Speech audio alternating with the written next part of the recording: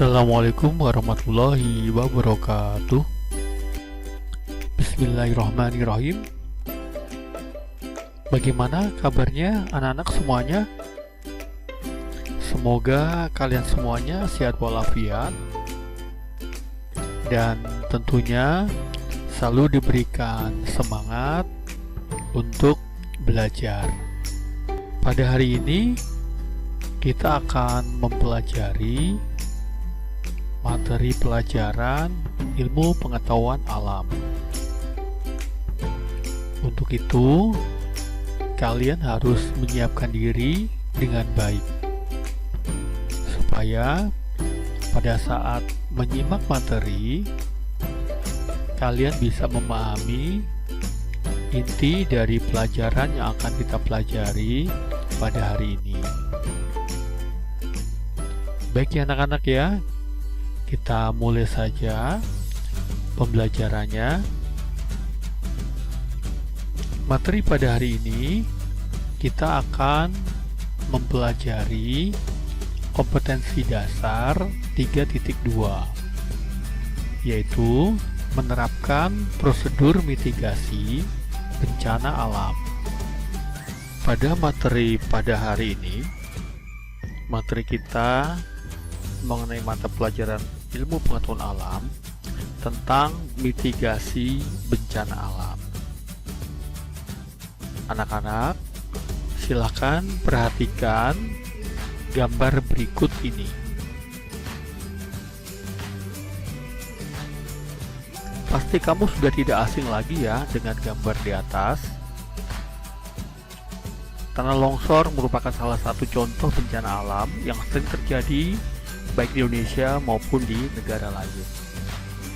Pada hakikatnya, semua jenis bencana, baik yang disebabkan oleh alam, ulah manusia, dan atau keduanya, seperti gempa bumi, tsunami, letusan gunung berapi, banjir, tanah longsor, kekeringan, kebakaran hutan, wabah hama penyakit, dan bencana akibat kecelakaan industri serta kegagalan teknologi selalu mengancam kehidupan bangsa kita. Jadi bencana itu mengakibatkan penderitaan manusia, kerugian harta benda, kerusakan lingkungan, kerusakan sarana dan prasarana, serta fasilitas umum. Makanya pada hari ini kita akan memahami pemahaman mengenai mitigasi bencana alam.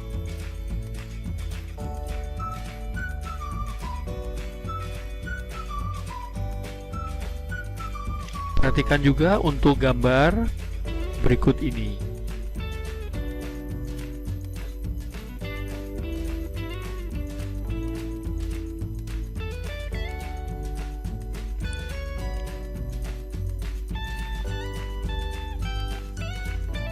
Adakah bencana alam yang baru saja terjadi?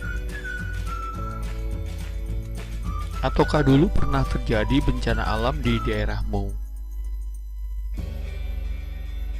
Dalam kenyataan hidup sehari-hari, peristiwa di bumi dapat dikaji dari sumber penyebabnya. Ada dua sumber penyebab yang berkaitan dengan asal-usulnya. Adanya gaya endogen dan gaya eksogen. Gaya endogen adalah gaya yang berasal dari dalam bumi itu sendiri. Sedangkan gaya eksogen adalah gaya yang berasal dari luar bumi yang dapat mengubah keadaan di permukaan bumi. Ayo anak-anak, bisakah melakukan perbedaan ya? Apa perbedaan gaya endogen dan gaya eksogen?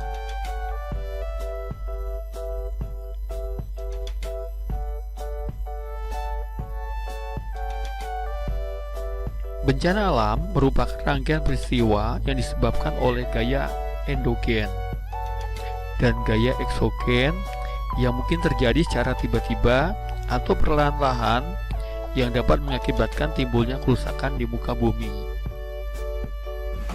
Gaya endogen adalah gaya yang berasal dari dalam bumi itu sendiri. Misalnya, gempa bumi, erupsi gunung berapi, tsunami, tanah, dan batuan yang retak, lapisan tanah terbelah, dan lain sebagainya.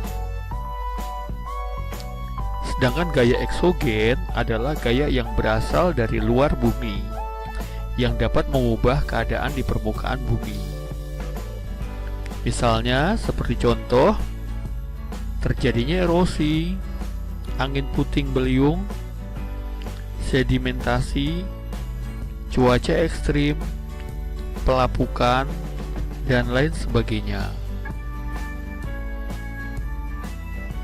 Jadi bencana alam adalah peristiwa atau rangkaian peristiwa yang mengancam dan mengganggu kehidupan dan penghidupan masyarakat yang disebabkan baik oleh faktor alam antara lain berupa gempa bumi, tsunami, gunung meletus, banjir, kekeringan, angin topan, dan tanah longsor, maupun faktor manusia sehingga mengakibatkan timbulnya korban jiwa manusia, kerusakan lingkungan, kerugian harta benda, dan berdampak bagi psikologis. Bencana alam terbagi menjadi 3 jenis. Di antaranya, yang pertama, bencana alam geologis, yaitu bencana alam ini disebabkan oleh gaya-gaya yang berasal dari dalam bumi atau gaya endogen. Contoh yang termasuk dalam bencana alam geologis adalah gempa bumi, letusan gunung berapi, dan tsunami. Yang kedua, bencana alam klimatologis. Bencana alam klimatologis ini merupakan bencana alam yang disebabkan oleh faktor angin dan hujan. Contohnya, misalnya, bencana alam klimatologis adalah banjir, badai, banjir bandang, angin puting beliung, kekeringan, dan kebakaran hutan.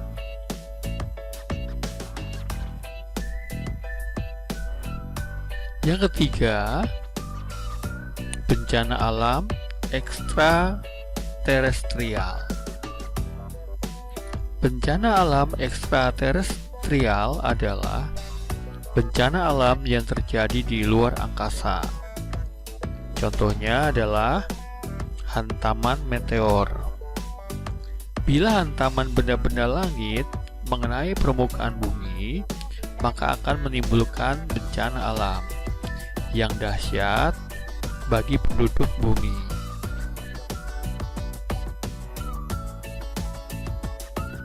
Berikutnya, mitigasi bencana alam.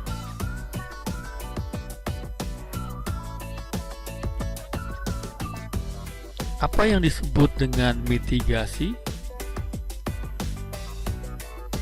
Adakah yang tahu anak-anak? Bagaimana juga langkah-langkah yang tepat dalam melakukan mitigasi setiap bencana?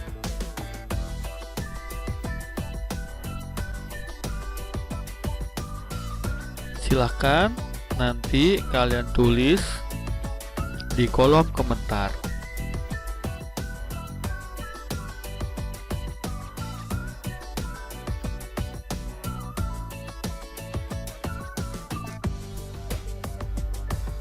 Pengertian mitigasi bencana alam.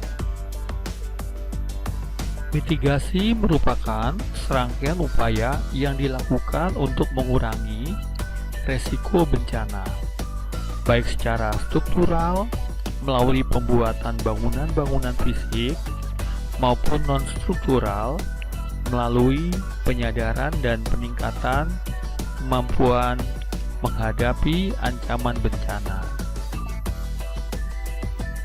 Jadi mitigasi ini pada prinsipnya harus dilakukan untuk segala jenis bencana. baik yang termasuk ke dalam bencana alam maupun bencana sebagai akibat dari perbuatan manusia. Misalnya, kegiatan antara lain pembuatan bangunan tahan gempa, memberikan penyuluhan dan peningkatan kesadaran masyarakat yang tinggal di wilayah-wilayah rawan gempa.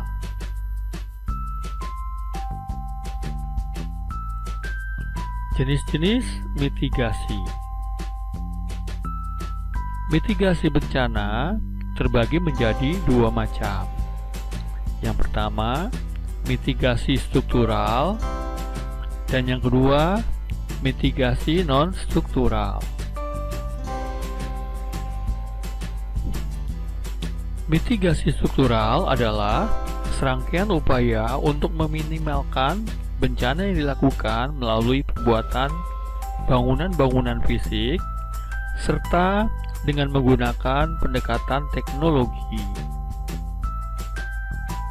Contoh dari mitigasi struktural adalah pembuatan kanal khusus untuk mencegah banjir dan alat pendeteksi aktivitas gunung yang masih aktif. Mitigasi struktural merupakan upaya untuk mengurangi kerentanan terhadap bencana dengan cara rekayasa teknis bangunan tahan bencana. Dan bangunan tahan bencana adalah bangunan dengan struktur yang direncanakan sedemikian rupa sehingga bangunan tersebut mampu bertahan atau mengalami kerusakan yang tidak membahayakan apabila bencana tersebut terjadi. Yang berikutnya, mitigasi non-struktural. Mitigasi non-struktural adalah serangkaian upaya mengurangi dampak bencana selain dari mitigasi struktural, seperti upaya pembuatan kebijakan dan pembuatan suatu peraturan. Contohnya, misalnya, mitigasi non-struktural adalah pembuatan undang-undang penanggulangan bencana, pembuatan tata ruang kota yang baik, capacity building masyarakat, ataupun menghidupkan aktivitas lain yang berguna untuk menambah pengetahuan masyarakat. Kebijakan mitigasi baik yang bersifat struktural maupun yang bersifat non-struktural harus saling mendukung.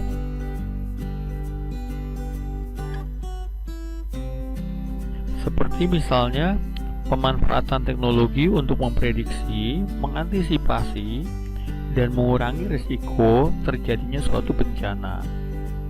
Itu harus diimbangi dengan penciptaan dan penegakan perangkat peraturan yang memadai, sehingga didukung oleh rencana tata ruang yang sesuai.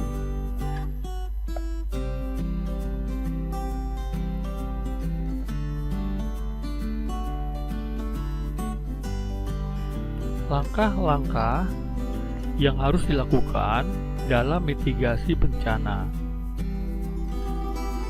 supaya risiko dari bencana dapat diminimalisir. Di antaranya adalah yang pertama, mitigasi bencana banjir. Mitigasi bencana alam banjir dapat dilakukan dengan cara yang pertama, melakukan pengawasan penggunaan lahan serta perencanaan lokasi untuk menempatkan fasilitas vital ke daerah yang aman. Yang kedua, menyesuaikan desain bangunan di daerah banjir. Yang ketiga, membangun segala infrastruktur kedap air. Yang keempat, membuat tanggul atau tembok penahan di sepanjang sungai, serta membuat tembok laut sepanjang pantai.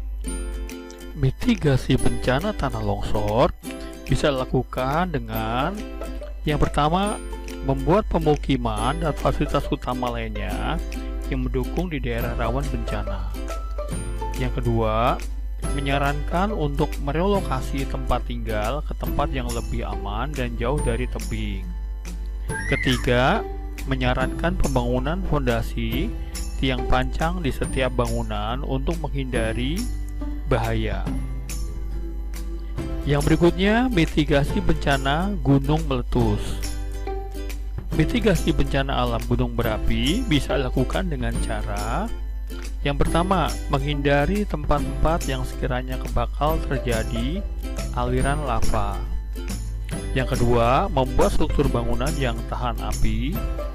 Yang ketiga, membuat titik pengungsian yang permanen, terutama di sekitar gunung api yang sering meletus.